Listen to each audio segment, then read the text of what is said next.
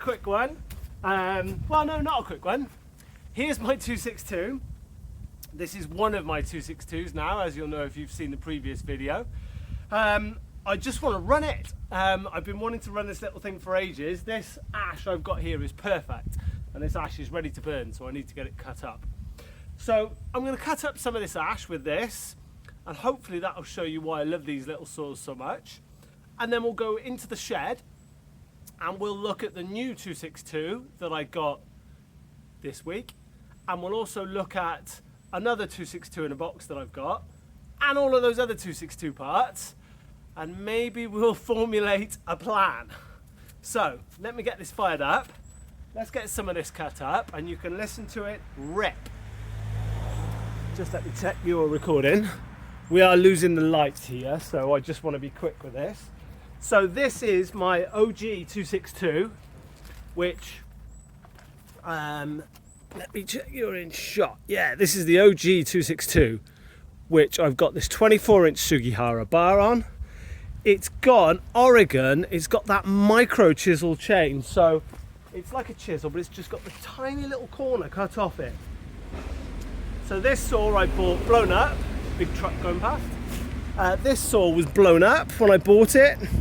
This is the one that I bought a NOS. There was a bit of confusion in the last video.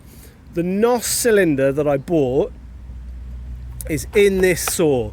So this has got a new old stock piston and cylinder. I can't remember which one it is. I think it's the KS. It's the sought after one. It's base gasket deleted. It's muffler modded, and this is a Chinese 55 muffler, so it's completely open anyway. Hasn't got the internal baffle, but it's also got a big slit in the front and a slit in the side and everything. So, but no other mods apart from that. No porting or anything like that. So she's sort of stockish. Lovely lightweight Sugihara 24-inch bar. Let's see how she cuts.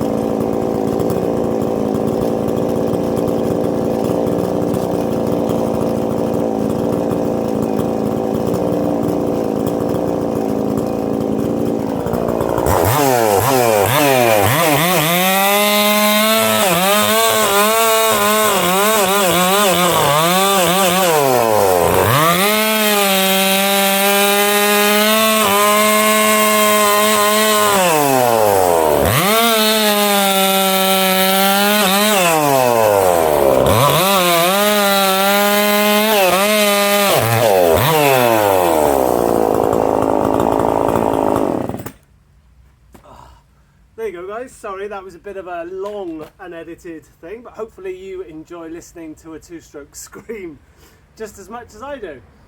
We've just about lost all the light now, and that's that pile of wood gone.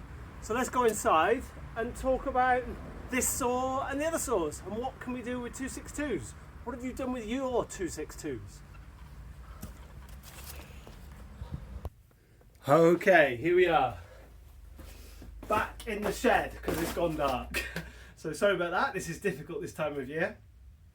So, this that we've just been running, as I said outside, is my OG 262.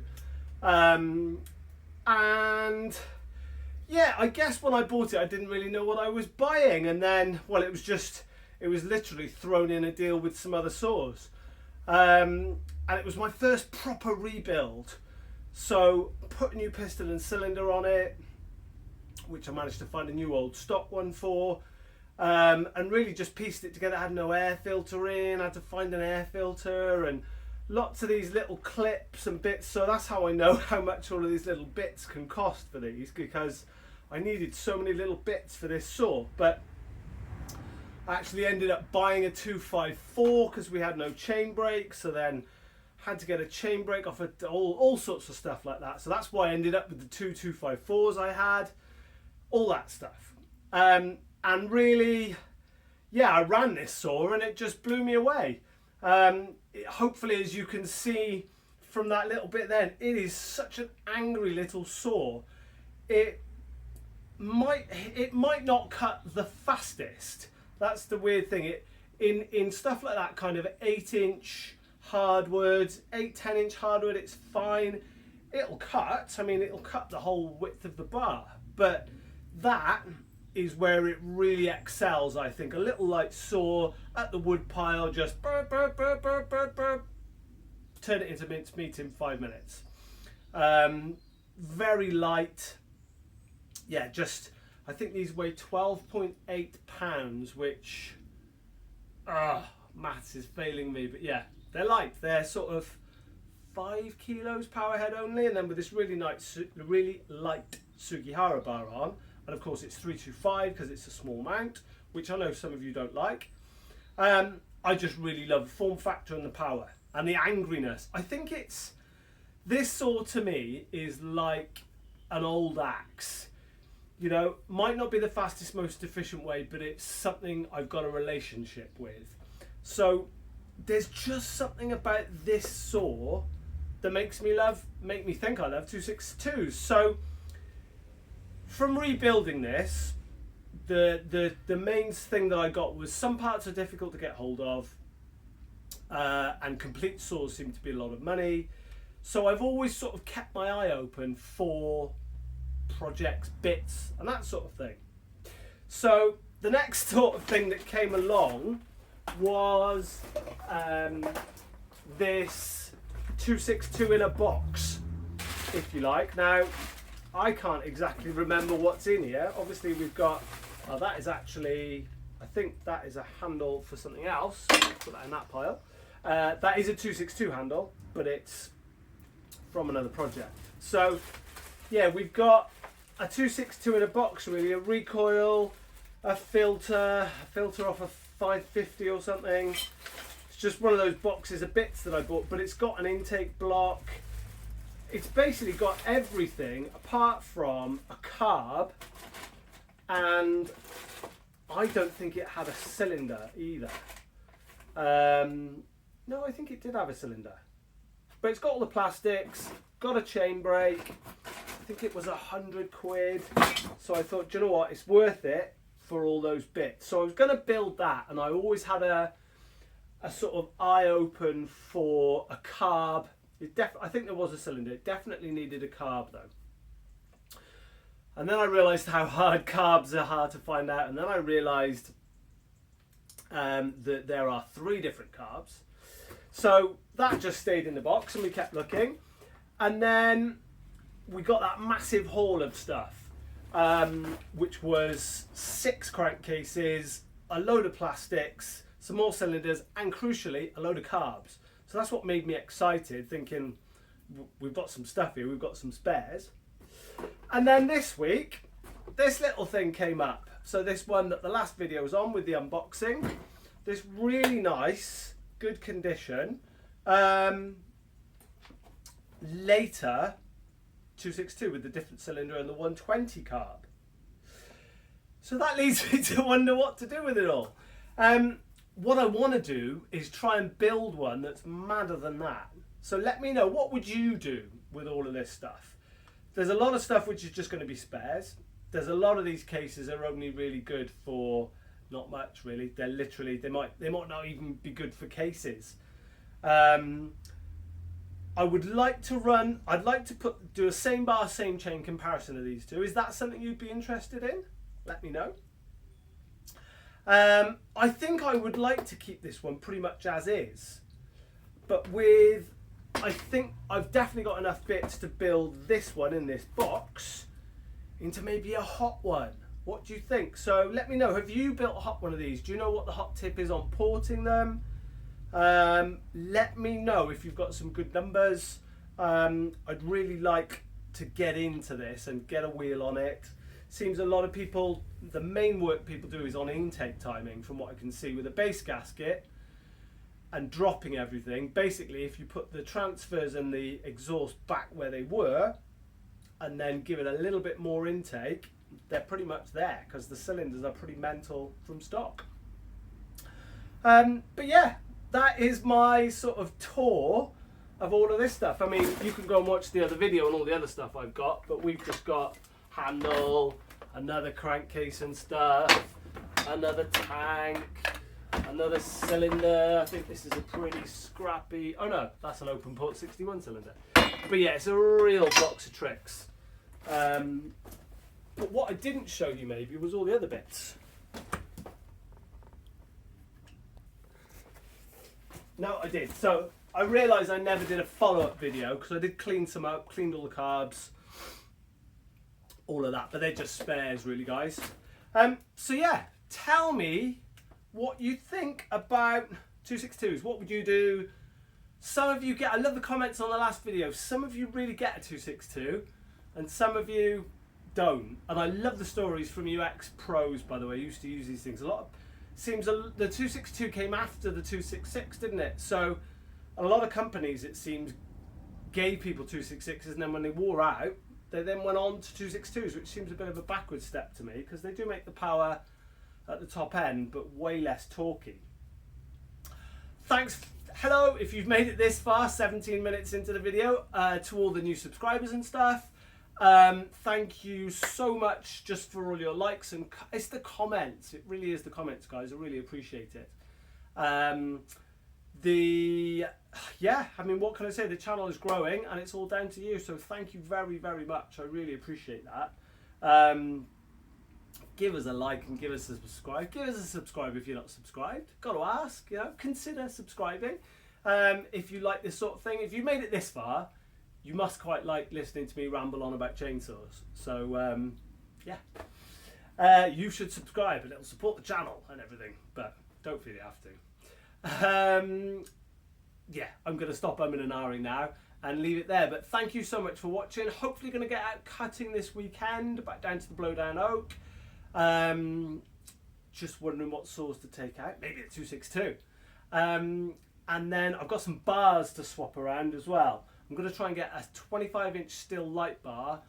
I'm going to make it fit the Huskies so that then we can do Hexaron Huskies and all sorts of stuff. And then we can do a direct same chain comparison between some Huskies and some Steels, which will be cool. So yeah, lots coming. Stay tuned. Hope you get out cutting this weekend and be good. Thanks very much, guys. Take it steady.